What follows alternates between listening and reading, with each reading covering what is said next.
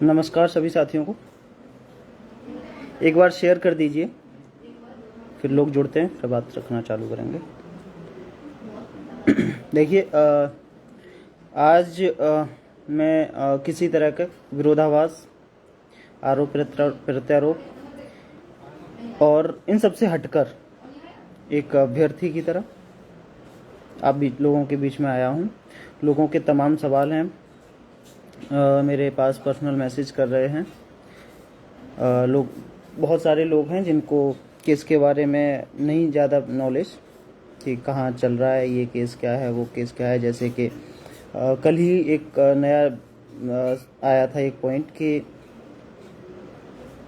Private counsel क्या होता है, प्राइवेट काउंसिल क्या होता है, रॉबिन सिंह की याचिका क्या है, किसके क्या मैटर हैं, कहाँ पेज फंस सकता है, कहाँ से पेज को निकाला जा सकता है। उन सभी मुद्दों को लेकर के मैं आप सब लोगों के बीच में लाइव आया हूँ। तो सभी भाई लोग एक बार शेयर कर दीजिए, फिर हम लोग आगे बात को शुरू करेंगे। आज मैं सभी लोगों के सवालों के भी जवाब दूंगा, बशर्ते आप थोड़े से सवालों को आरोप प्रत्यारोप और इन सब चीज़ों से हटाकर केस को ध्यान में रखकर सवाल करें कि आपके लिए क्या बेहतर हो सकता है, मेरे लिए क्या बेहतर है, हम सब लोगों के लिए क्या बेहतर हो सकता है। उस तरह के सवाल होंगे तो ज़्यादा मज़ा आएगा मुझे भी जवाब देने में, क्योंकि आरोप प्रत्यारोप तो बहुत दिनों से चल रहे हैं। तो थोड़ा सा हम लोग उससे हटना चाह रहे हैं, हट चुके हैं हम लोग। तो आप लोगों से भी गुजारिश करूँगा कि थोड़ा सा इस तरह की चीज़ें ना लेकर आएँ, केस पर फोकस करें, नौकरी पर फोकस करें सभी लोग। तो एक बार शेयर कर दीजिए, फिर हम लोग शुरू करते हैं। अगर मेरी आवाज़ आ रही है तो एक बार ये भी कंफर्म कर देना कोई भाई लोग, घनश्याम जी या फिर यशवंत भाई, कोई भी हैं जो भी देख रहे हैं, एक बार अब बता दीजिए आवाज़ आ रही है नहीं।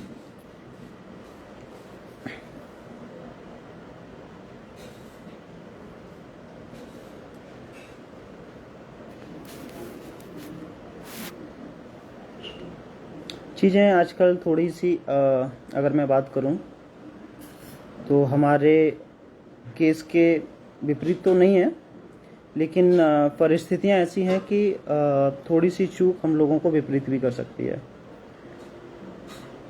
तो किसी तरीके से किसी भी साथी को कोई भी फैसला लेना है तो बहुत सोच समझ कर लें। और बहुत सारे साथी हैं जो पार्टी बने थे टीम के साथ, उन लोगों के लिए भी कुछ सूचनाएं हैं, वो साथी भी सभी लोग जुड़ें।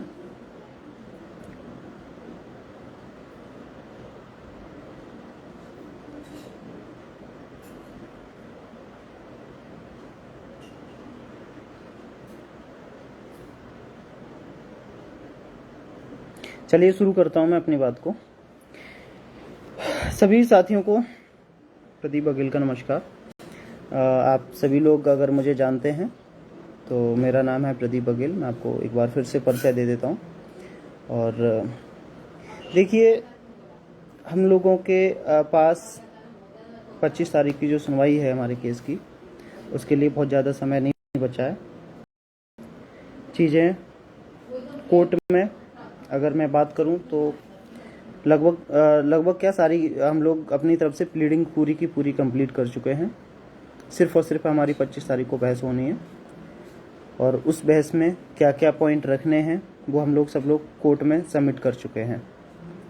क्या चीज़ हमारे लिए होनी चाहिए, क्या नहीं होनी चाहिए, वो सब चीज़ें हम लोग सबमिट कर चुके हैं। विकास शर्मा जी, मैं बहुत बढ़िया हूँ भैया, आप बताइए जी। नमस्कार।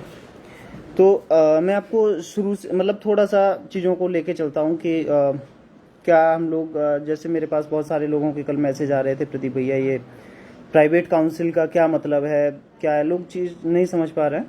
तो देखिए, आप एक चीज़ समझिए, आप जब अध्यापक बनने जा रहे हो तो आप परिषद के अध्यापक बनने जा रहे हो। एक बेसिक शिक्षा परिषद है, उसके अंडर में आप अध्यापक बनने जा रहे हो। आप उत्तर प्रदेश सरकार के कर्मचारी नहीं बनने जा रहे। उत्तर प्रदेश सरकार और बेसिक शिक्षा परिषद दो अलग अलग चीजें हैं। उत्तर प्रदेश सरकार है और ये बेसिक शिक्षा परिषद एक परिषद है जिसको ये दायित्व दिया गया है कि आप 14 साल तक के बच्चों को निःशुल्क शिक्षा का इनको दिया जाता है कि आप निःशुल्क शिक्षा प्रोवाइड कराइए, उसके लिए जो भी ज़रूरतें होंगी उनको सरकार पूरा करती है। तो ये दोनों ही अलग अलग चीज़ें हैं। आप उत्तर प्रदेश सरकार के डायरेक्ट एम्प्लॉय नहीं बनते हो, इसीलिए जो उत्तर प्रदेश सरकार के कर्मचारियों को लाभ मिलते हैं वो अध्यापकों को नहीं मिलते हैं। दोनों के अलग अलग लाभ होते हैं और यही कारण है कि जो बेसिक की भर्तियां होती हैं उनमें बहुत सारी चीज़ें गड़बड़ होती हैं। आप हमें कभी भी देखिए, उत्तर प्रदेश पुलिस की भर्ती होती हैं या फिर प्रदेश सरकार जिन भर्तियों को खुद करती है, स्वयं करती है, उसमें ज़्यादा परेशानियां नहीं आती हैं। आप हमेशा देखना कि सबसे ज़्यादा परेशानियां जो आती हैं वो बेसिक की भर्तियों में ही आती हैं। वो इसीलिए आती हैं क्योंकि परिषद एक अलग संस्था है। परिषद अपने हिसाब से भर्तियां कराता है। परिषद किसको टेंडर दे रहा होता है वो उसकी अपनी सोच होती है। वो शासन से उसके लिए सिर्फ और सिर्फ प्रस्ताव भेजता है, शासन उसको अप्रूव करके दे देता है। तो अभी तक क्या होता था कि परिषद और सरकार इन दोनों का बहुत अच्छा कॉम्बिनेशन नहीं बन पाता था, कम्युनिकेशन गैप रहता था। इसी कम्युनिकेशन गैप को कंप्लीट करने के लिए पिछली बार मुख्यमंत्री जी ने एक नई पोस्ट क्रिएट करी थी, जिस पोस्ट का नाम है डीजी, महानिदेशक। महानिदेशक की पोस्ट क्रिएट करने का मतलब ही यही था कि बेसिक में सारी चीज़ें समुचित रूप से नहीं चल पा रही होती हैं। सरकार के बीच में और परिषद के बीच में एक कम्युनिकेशन गैप रहता है। इसको कंप्लीट करने के लिए, इसको पूरा ख़त्म करने के लिए एक पोस्ट क्रिएट की गई जो महानिदेशक की होती है। तो वहाँ पे क्या होता है कि सरकार अपने पसंदीदा आईएएस को या फिर जो डिजर्व करते हैं उनको वहाँ पे लेकर आती है। तो यहाँ पे डिफरेंस ये होता है कि जब भी कोई मामला कोर्ट में चल रहा होता है, ये बताने का मतलब ये है मेरा कि जब कोई मामला आपका कोर्ट में चल रहा होता है तो क्या होता है, बेसिक शिक्षा परिषद एक मसौदा तैयार करता है जो शासन के पास जाता है कि मुझे इस अधिवक्ता की, सरकार के अधिवक्ता होते हैं एजी और सीएससी बहुत सारे होते हैं, हर एक विभाग को, हर एक परिषद को अलग से सीएससी मिले हुए होते हैं। तो वो एक, अगर उन्हें अधिवक्ता की जरूरत होती है, जो एजी महोदय होते हैं, एडवोकेट जनरल होते हैं, उनकी अगर जरूरत होती है तो उसका एक मसौदा तैयार करके सरकार के पास भेजना होता है। तो सरकार उसको अप्रूव करती है, तो महाधिवक्ता कोर्ट में बहस करते हैं, उनकी वो अलग से परिषद उनका पेमेंट करता है। तो यहाँ पे क्या होता है कि एक एम्प्लॉयर हो गया परिषद जो आपको नौकरी देने जा रहा है, तो वो चाहे तो एजी को अपॉइंट कर सकता है। वो यहाँ पे दिखाए तो मैं किसी अन्य अधिवक्ता को, अगर उनकी एजी से पटरी नहीं खाती है या फिर वो एजी उनके अनुसार नहीं चलते, उनके अनुसार बातें नहीं करते हैं, तो परिषद को ये राइट है कि वो एक अपना अधिवक्ता किसी को भी लेके खड़ा कर सकती है कोर्ट में। तो जब हमारे केस की सुनवाई चल रही थी, इसकी 68,500 वाला जब केस खत्म हो गया था, वहाँ पे सचिव साहब ने जाके बोल दिया था कि ये भर्ती जो है 6800, ये उसकी पार्ट नहीं है, 68,500 का पार्ट नहीं है, वहाँ से हम लोग वैकेंसीज को फिल नहीं कर रहे हैं।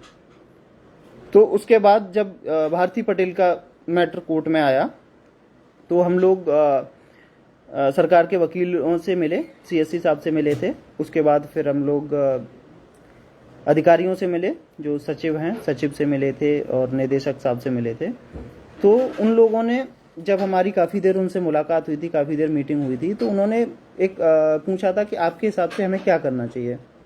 मैं था, मनोज जी थे और राहुल मौर्य भी थे उस मीटिंग में। तो हम लोगों ने यही प्रस्ताव भेजा था, जैसे कि 18 फरवरी को जो एजी साहब हैं उनका रवैया 6800 के प्रति अच्छा नहीं था। तो वहाँ पे हम लोगों ने ये प्रस्ताव दिया था कि परिषद जो है वो एक अपना अलग वकील खड़ा कर सकता है और वो दिखाए कि मुझे अध्यापकों की जरूरत है, मुझे अध्यापक चाहिए ये 6800, ये परिषद दिखाए और अपना अधिवक्ता खड़ा कर सकता है। तो उन्होंने इस बात को गंभीरता से लिया था और उन्होंने बोला आपका प्रस्ताव बहुत अच्छा है, हम लोग ऐसा कर सकते हैं। तो उन्होंने प्रस्ताव, उनको एक अधिवक्ता चाहिए थे प्राइवेट काउंसिल, उन्होंने ये भी पूछा था कि आपके हिसाब से कौन से काउंसिल को उतारना बेहतर रहेगा। तो हम लोगों ने तमाम सुझाव दिए थे। एलपी मिश्रा साहब का सुझाव दिया था, जेएन माथुर साहब का सुझाव दिया था या फिर हमने बोला इलाहाबाद बेंच से भी आप अच्छे अधिवक्ताओं को लेके आ सकते हो, प्रशांत चंद्रा सर हैं, लेकिन प्रशांत चंद्रा अभी 1356 लोहा सिंह पेटल पे हैं तो वो नहीं आएंगे शायद। तो हमने काफ़ी उन्हें सजेशन दिए थे, तो उन्होंने कहा था कि ठीक है हम लोग हायर करते हैं, लेकिन उस टाइम पे परेशानी इस बात की बन गई थी कि उस टाइम पे कोई भी सरकार गठित नहीं हुई थी 18 फरवरी को। तो प्रस्ताव शासन के पास गया, लेकिन शासन ने कोई उस पर रिएक्शन नहीं दिया, जिस वजह से परिषद कोई भी प्राइवेट काउंसिल हायर नहीं कर सका था उस टाइम पे। अदरवाइज उसी टाइम पे प्राइवेट काउंसिल हायर हो जाता। तो उसी प्रस्ताव को अब हम लोगों ने फिर से इनको समझाया कि हाँ आप उसको आप दोबारा से लेके आ सकते हैं। तो उन्होंने करंट में एक प्रस्ताव तैयार करके शासन के पास भेज दिया है कि एजी अनुपस्थित हैं, एजी कोई है नहीं, तो उनकी अनुपस्थिति में हमें एडवोकेट की बहुत ज़रूरत है, हमें 6800 अध्यापकों की बहुत ज़्यादा ज़रूरत है, हमें ये अध्यापक चाहिए ही चाहिए। इसके लिए हमें एक अधिवक्ता की ज़रूरत है। तो शासन को प्रस्ताव भेज दिया गया, शासन मंजूरी देगा तो एक प्राइवेट काउंसिल परिषद अपनी तरफ से हायर करेगा, और वो परिषद की तरफ से जो अधिवक्ता जी आएंगे कोर्ट में एक तरीके से एजी का ही ओहदा रखेंगे, उसी समान उनका ओहदा होगा, और वो कोर्ट में आके अपनी बातों को रखेंगे कि इन 6800 अध्यापकों की परिषद को कितनी जरूरत है और ये कितनी जल्दी परिषद को मिल जाने चाहिए, जिससे कि स्कूलों की व्यवस्था को सुदृढ़ और किया जा सके। तो ये होता है प्राइवेट काउंसिल।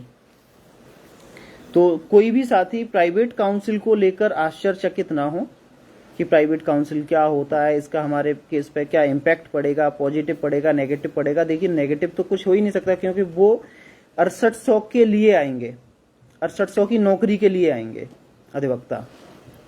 ठीक है, तो एक तरीके से आपके जो प्राइवेट काउंसिल हैं, जैसे हमारे संदीप दीक्षित जी हैं, वो हमारी अपने अभ्यर्थियों की तरफ से हैं, ऐसे ही एक काउंसिल सीनियर अधिवक्ता परिषद की तरफ से आएंगे, जो आप लोगों का ही पक्ष रखेंगे, केवल 6800 का। और सरकार की तरफ से जो एजी या डबल एजी आएंगे वो सरकार का पक्ष रखेंगे। आप यहाँ पे दो चीजों को समझ लीजिए, सरकार यानी कि उत्तर प्रदेश सरकार और परिषद दोनों अलग अलग पहलू होते हैं। इसीलिए आपको राज्य कर्मचारियों को जो सुविधाएं मिलती हैं वो पूरी सुविधाएं बेसिक के अध्यापकों को या जूनियर के अध्यापकों को नहीं मिलती हैं, दोनों अलग अलग चीजें होती हैं। तो परिषद को राइट होता है कि वो अपने हिसाब से चीजों को चला सके। तो परिषद इसीलिए एक प्राइवेट काउंसिल हायर करने का हम लोगों ने प्रस्ताव दिया था उनको, और उस पर उन्होंने अमल भी किया, और देखते हैं अगली डेट में वो हायर करके ला पाते हैं या नहीं ला पाते हैं। जहां तक है कि 90% लेके आ जाएंगे, हमने अधिवक्ताओं से भी बात कराई थी, तो आ जाने चाहिए। उसके बाद दूसरा मुद्दा आता है कि कोर्ट में जो मैटर चल रहा है हमारा, कोई साथी फोन कर रहे हैं तो अभी ना करें, इसी से मैं लाइव बना रहा हूं। दूसरा मैटर हमारा आता है कि कोर्ट में हमारा मुद्दा कहां पर चल रहा है। एक सेकंड, फोन आ रहा है, कट क्यों नहीं रहा।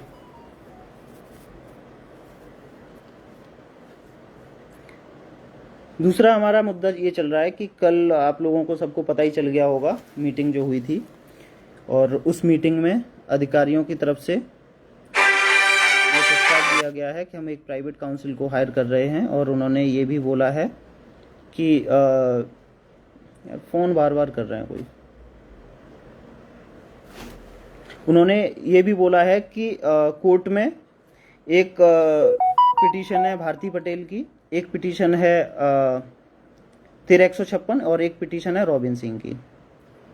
तो ये पिटीशंस हैं करके रह जा रहे हैं कि जो रॉबिन सिंह की याचिका है ये हमारे लिए थोड़ा सा परेशानी पैदा कर सकती है, ऐसा सरकारी अधिवक्ताओं का और जितने भी अधिकारी हैं उन सबका यही मानना है। तो देखिए जो रॉबिन सिंह की याचिका है वो क्या कहती है, मैं आपको ये भी बता दूं। रॉबिन सिंह की याचिका ये कहती है कि जो आपका मैटर है डबल रिजर्वेशन वाला, उसको चैलेंज करती है। रॉबिन सिंह का ये कहना है कि जितने भी अभ्यर्थी 69,000 भर्ती में सुपर टेट में 90 से 97 के बीच में नंबर लेकर आए हैं, उनको ओबीसी में ही ट्रीट किया जाए, भले ही उनका गुणांक 70 क्यों ना हो, लेकिन उनको ओबीसी में ट्रीट किया जाए। या फिर कोई भी अभ्यर्थी जो ओबीसी का है, एज में रिलैक्सेशन अगर लेकर आया है या फिर अन्य कोई भी उसको जनरल की कैटेगरी में ट्रीट नहीं किया जाना चाहिए, चाहे बेशक उसका गुणांक जो है वो 70 हो 72 हो, कोई फर्क नहीं पड़ता है। और इसके सपोर्ट में उन्होंने एक सुप्रीम कोर्ट का ऑर्डर लगाया है, जिसका बार बार जिक्र किया जा रहा है। वो है सुप्रीम कोर्ट के लॉयर का, जज का सुप्रीम कोर्ट से ऑर्डर आया हुआ है, जिसमें ये कहा गया है कि अगर किसी भी आरक्षित वर्ग का अभ्यर्थी एक बार रिजर्वेशन का लाभ ले चुका है तो उसको दोबारा रिजर्वेशन का लाभ नहीं दिया जाना चाहिए। उनका भी कहना ठीक है, उस सुप्रीम कोर्ट के ऑर्डर के हिसाब से वो लोग आए हैं। दूसरा, उन्होंने जो 1994 का जो रिजर्वेशन एक्ट है उसको चैलेंज किया हुआ है कि ये 1994 का जो रूल है इसको गलत तरीके से इम्प्लीमेंट किया जा रहा है, क्योंकि डबल रिजर्वेशन दिया जा रहा है।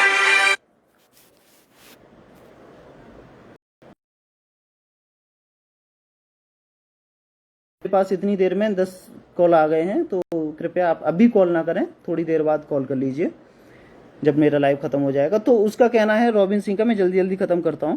रॉबिन सिंह का जो कहना है कि इनको डबल रिजर्वेशन नहीं दिया जाना चाहिए, और ये सरकार के लिए एक तरीके से सरदर्द बना हुआ है। देखिए, एक मैटर आया था सरकार के पास, एक जितेंद्र करके अभ्यर्थी हैं, उन्होंने एक केस फाइल किया था। उनका कहना था, उनका गुणांक कम है और उनका कहना, भूतपूर्व सैनिक हैं वो, उनका कहना ये था कि 69,000 शिक्षक भर्ती जो हुई है उसमें कुछ पद अभी भी खाली रह गए हैं, तो उनमें से, क्योंकि मैं सुपरटेट पास हूं, तो जब ये मैटर संज्ञान में आया कोर्ट के, तो कोर्ट ने सरकार से जवाब मांगा था। तो जवाब में सरकार ने ये कहा था कि हमारे पास 69,000 की शिक्षक भर्ती कंप्लीट हो चुकी है, कोई पद खाली नहीं है। एक नंबर। दूसरा नंबर एक था कि 22,000 वाले जो अभ्यर्थी थे, शिवम पांडे, वो सुप्रीम कोर्ट में गए थे कि इनमें जो 22,000 के पद हैं, 68,500 के जो अभ्यर्थी हैं, वहां पे 22,000 कुछ पद खाली रह गए थे, उसको 69,000 में जोड़ दिया जाए, जिसमें सुप्रीम कोर्ट ने कुछ भी कमेंट पास करने से मना कर दिया था कि हम लोग ऐसा कोई ऑर्डर पास नहीं कर सकते कि इसमें पद को अतिरिक्त जोड़ा जाए, क्योंकि विज्ञापन जो है 69,000 का है। तो जब ये 6800 की भर्ती आई तो इसी को चैलेंज कर दिया गया कि 69,000 की भर्ती पूरी हो चुकी है, इसलिए। और दूसरा पॉइंट ये है कि 68,500 के पद इसमें नहीं जोड़े जा सकते, इसलिए 6800 को इसको रोका जाए। तो उसी को बेस बनाकर अभी केस चल रहा है हमारा। तो रॉबिन सिंह का जो मैटर है उसको तोड़ने के लिए हमारे पास सुप्रीम कोर्ट के 2 ऑर्डर हैं। एक है जितेंद्र सिंह का। जितेंद्र सिंह के ऑर्डर में सुप्रीम कोर्ट का ऑर्डर है, 3 जजों का ऑर्डर है वो, जिसमें ये कहा गया है कि कोई भी आरक्षित वर्ग का अभ्यर्थी अगर एज में रिलैक्सेशन लेता है, फीस में रिलैक्सेशन लेता है, या फिर नंबरों को छोड़कर अन्य कोई भी रिलैक्सेशन लेता है, तो वो जनरल में क्वालिफाई होने पर जनरल का भी ही अभ्यर्थी काउंट होगा। लेकिन वहां पे नंबर की बात नहीं की गई है, इसलिए यहाँ पे एक पेज फंस गया कि जो 90 से 97 के बीच में जो लोग नंबर लाए हैं, 90 से 97 वाले, वो वाला एक पेज फंस रहा है, उसमें कोई जिक्र नहीं है। उसके सापेक्ष में हमारे पास एक और ऑर्डर आया है, सौरभ यादव करके, सौरभ यादव बनाम उत्तर प्रदेश सरकार। उसमें यह कहा गया है, ललित साहब का ऑर्डर है वो, उनका कहना यह है कि अगर कोई भी आरक्षित वर्ग का अभ्यर्थी अगर कोई भी आरक्षण का लाभ लेता है किसी भी स्टेज पर भर्ती के दौरान, लेकिन उसके बावजूद वो जनरल में क्वालिफाई कर रहा है, तो उसको जनरल में ही काउंट होना चाहिए। ये जस्टिस यू ललित का 3 जज की बेंच का ऑर्डर है।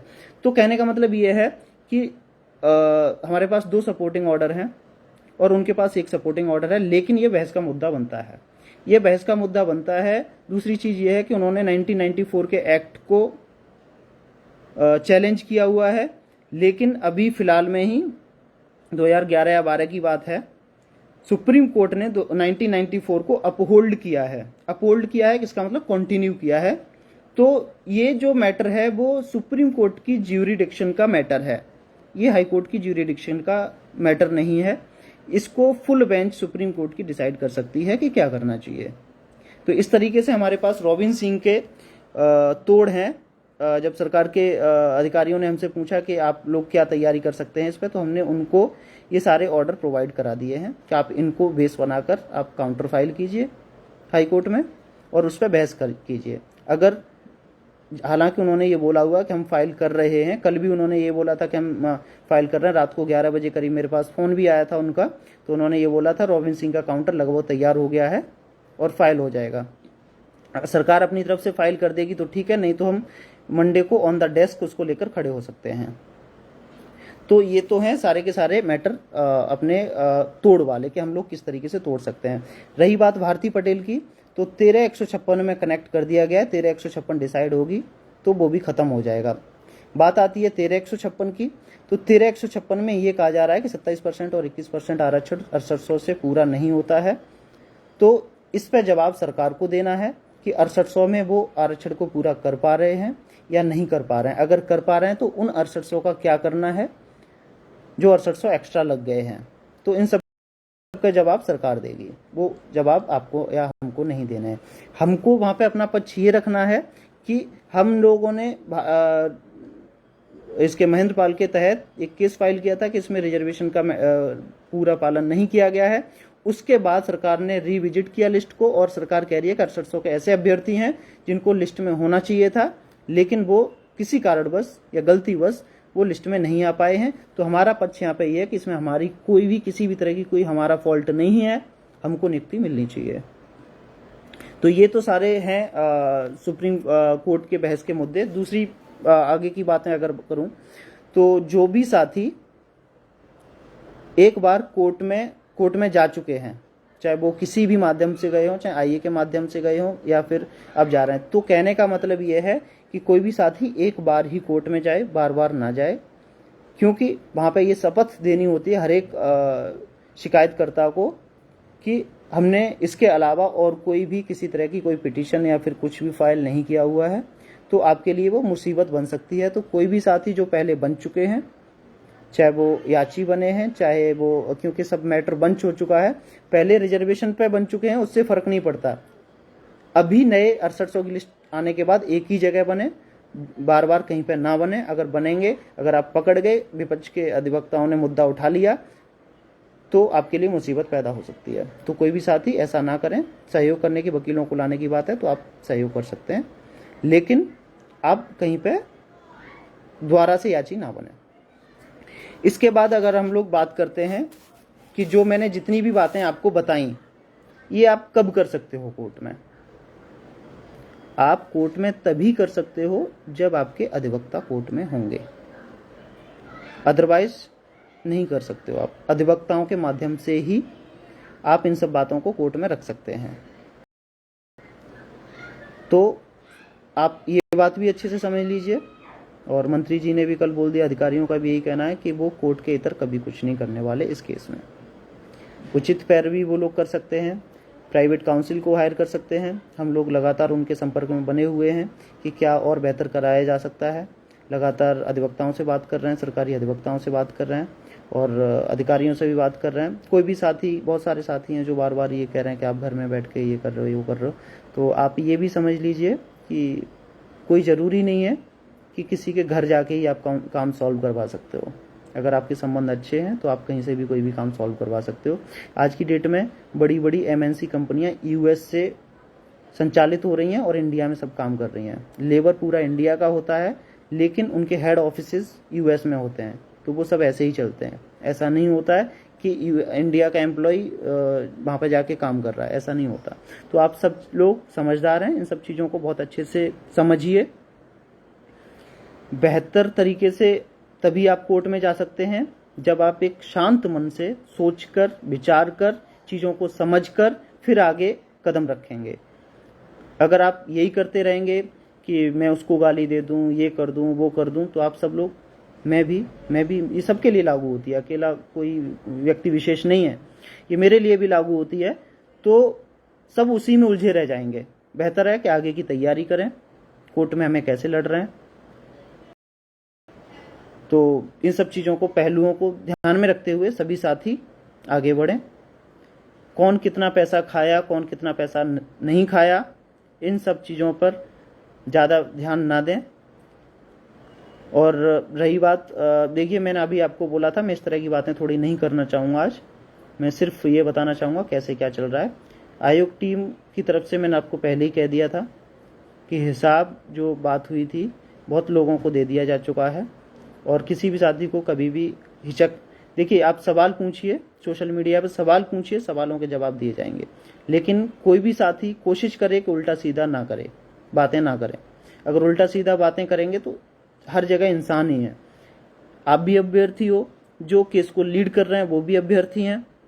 गुस्सा आपको आता है तो सभी को गुस्सा आता है, इसमें कोई किसी को ये सोचने की जरूरत नहीं ये लीड कर रहे हैं तो इसका मतलब ये इस तरह की बातें नहीं कर सकते, सब कोई हर तरह की बातें कर सकता है।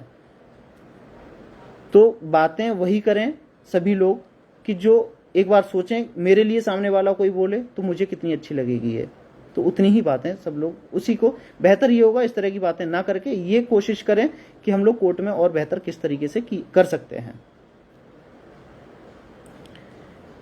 विकास, देखिए मैं आपको बता दूं, विकास भाई लिख रहे हैं रॉबिन सिंह की याचिका हमारे लिस्ट पर कोई रोक तो नहीं लगाएगा।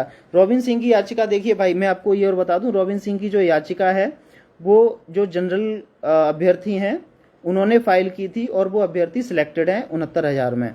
वो इसीलिए फाइल की गई थी कि 13,156 पे अगर कोई ऐसा ऑर्डर आता है उनको निकालने वाला, तो उन्होंने अपनी सिक्योरिटी के लिए उसको फाइल किया था।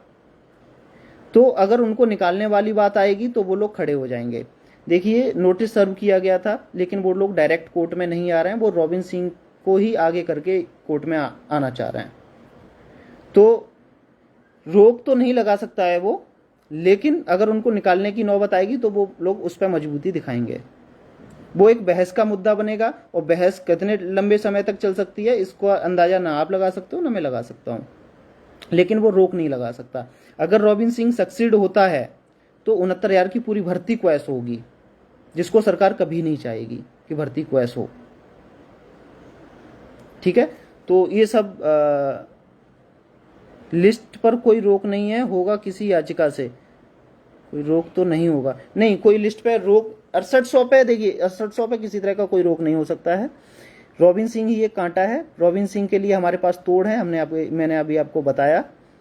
तो इस तरह की कभी कोई 6800 पे आंच नहीं आएगी। अगर रॉबिन सिंह आड़े आता है कोई, देखिए आप इस चीज़ को भी समझिए कि जो अधिकारी हैं ज़्यादातर अधिकारी सवर्ड हैं, और वो भी इंसान हैं, वो भी ये चाहते हैं कि अपने लोगों में ऐसा मैसेज दें कि उन्होंने सवर्णों के लिए काम किया।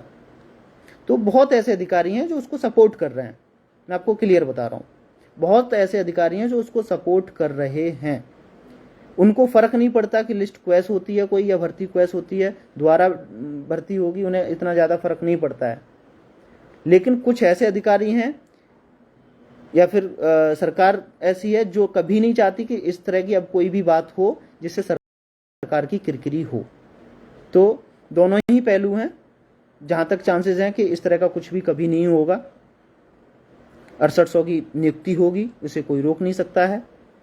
बहस के मुद्दे कुछ बचे हुए हैं, एक दो, मतलब 13,156 में सरकार को यह सिद्ध करना है कि कैसे उन्होंने आरक्षण को पूरा किया। रॉबिन सिंह में उन्हें यह बताना है कि 90 से 97 वाले जो अभ्यर्थी हैं उनको उन्होंने ओवरलैप कराया या नहीं कराया, या फिर नियम क्या कहता है। नियम यही कहता है कि 90-97 पाने के बाद भी अगर जनरल की कट ऑफ के ऊपर अभ्यर्थी जा रहा है तो वो जाएगा। तो उन सबको डिफेंड करना है, उसमें हमारे अपने अधिवक्ताओं को भी डिफेंड करना है, सरकार के अधिवक्ताओं को भी डिफेंड करना है। आप एक चीज और समझिए कि अगर विपक्ष के वकील 5 वकीलों को लेके आ जाते हैं और सरकार का एक अधिवक्ता सामने खड़ा हुआ होता है, तो उनका प्रेशर कहीं ना कहीं उस पर पड़ता है। अगर आपकी तरफ से भी 5 अधिवक्ता खड़े होंगे, उधर से भी 5 अधिवक्ता खड़े होंगे, तो बराबर की टक्कर होगी। ये चीज में आपको समझनी पड़ेगी। तो बेहतर मतलब ये है कि हम लोग यही सोचें कि कैसे नियुक्ति हो सकती है। ये टीचर की एक नियुक्ति है, जितना आपके लिए डिले हो रहा है, हमारे लिए जितना भी डिले हो रहा है, 50,000 रुपए पर मंथ का नुकसान कर रहा है। 1 महीना डिले होगा 50,000 का नुकसान, 2 महीना डिले हो गया 1 लाख का नुकसान। तो नुकसान मेरा आपका है, ना कि किसी जनरल के अभ्यर्थी का, ना ही किसी अचयनित का, ना ही किसी सरकार का। सरकार तो और चाहती है 6 महीने डिले हो जाए, उनको कम वेतन देना पड़ेगा। तो नुकसान सिर्फ और सिर्फ हम 6800 अभ्यर्थियों का है। ये चीज हम लोगों को सबको सोचनी पड़ेगी।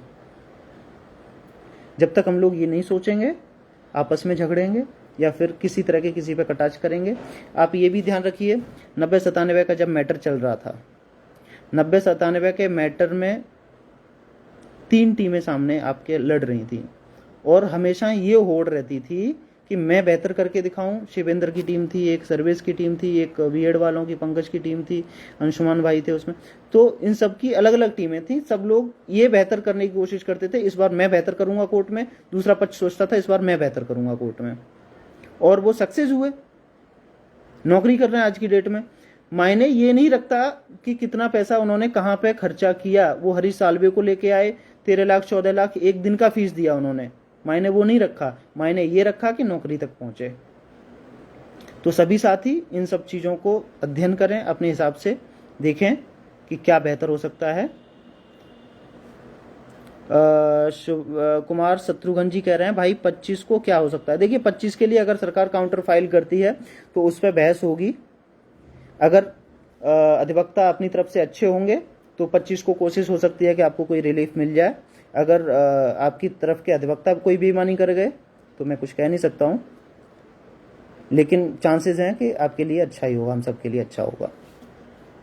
25 की डेट को क्या पॉसिबिलिटी बन रही रेगुलर में? हाँ देखिए विकास जी, 25 को अगर हमारे लिए बेहतर नहीं होगा तो हम लोग कोशिश यही करेंगे रेगुलर हियरिंग हो, लेकिन उसके लिए जरूरी है आपके अधिवक्ता अच्छे से वहां पे बहस करें। और किसी के अगर कोई सवाल है तो आप बताइए। देख कितना टाइम हो गया, देखिए मेरा टाइम हो गया है, थोड़ा कहीं जाना है, तो आप जल्दी से आप अपने सवालों को रख दीजिए, मैं जवाब दे दूंगा। तो ये थी कोर्ट की प्रक्रिया। हमारे पास सभी के सब कार्ड मौजूद हैं, मतलब आप कहीं पे भी डिफीट नहीं खाओगे कोर्ट में, बशर्ते सभी लोग अब यही सोचें कि नौकरी कैसे ली जाए। पहले सबकी प्राथमिकता यही होनी चाहिए कि नौकरी कैसे ली जाए। देखिए कुछ लोग होते हैं कि नौकरी 2 महीने बाद मिल जाएगी। आप एक और बेसिक सा सवाल समझिए, एक बेसिक सी चीज समझिए। अगर मैं ही हूं या फिर कोई वहां पे पैरवी करने वाला कोई भी आदमी है, अगर उसके पास 20 लाख रुपए 30 लाख रुपए इकट्ठा हो जाता है, अगर उसके मन में बेईमानी पैदा हो गई तो आप नहीं रोक सकते उसको।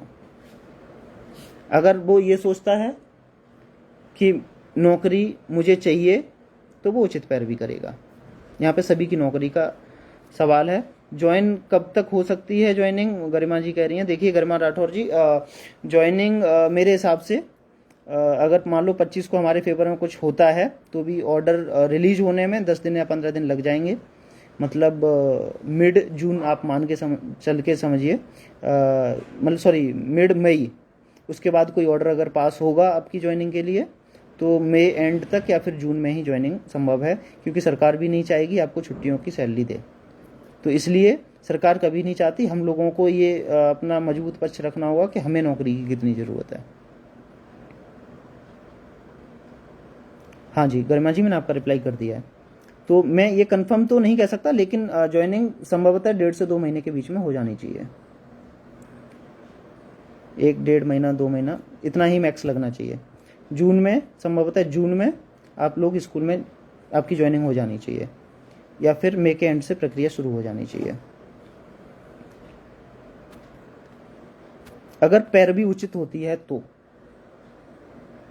अगर केस को लिंगर ऑन किया गया तो चीज़ें थोड़ी खराब हो जाती हैं। अभी और किसी के कोई सवाल हो तो बताइए, फिर ख़त्म करते हैं लाइव को, बहुत लंबा हो गया है।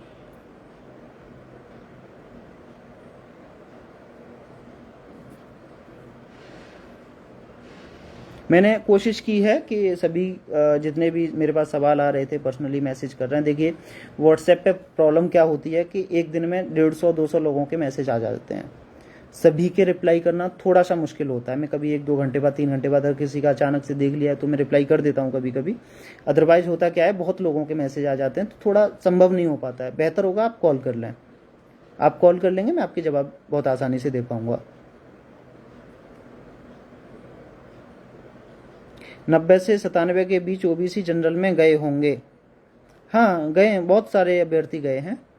तो सरकार कभी नहीं चाहेगी जो अभ्यर्थी गए हैं या अब इस तरह का कोई भी किसी तरह का कोई भी इस पे आँच आए, तो ऐसा सरकार कभी नहीं चाहेगी। इसलिए काउंटर तैयार कर रही है सरकार रॉबिन सिंह पे लगाने के लिए, जिस तरीके से हमारी बात हुई है अधिकारियों से।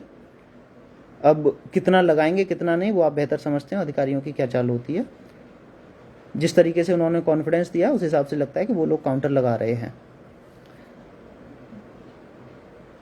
राहुल भाई से भी कह दीजिए लाइव आ जाया करें, वो आते रहते हैं और मैं उनको और बोल दूंगा आने के लिए। देखिए एक्चुअली क्या है ना, पिछले 10 दिनों से आप लोग देख ही रहे हैं वो आप लोगों की स्थिति किस तरह की चल रही है। कटाक्ष एक दूसरे पे किया जा रहा है।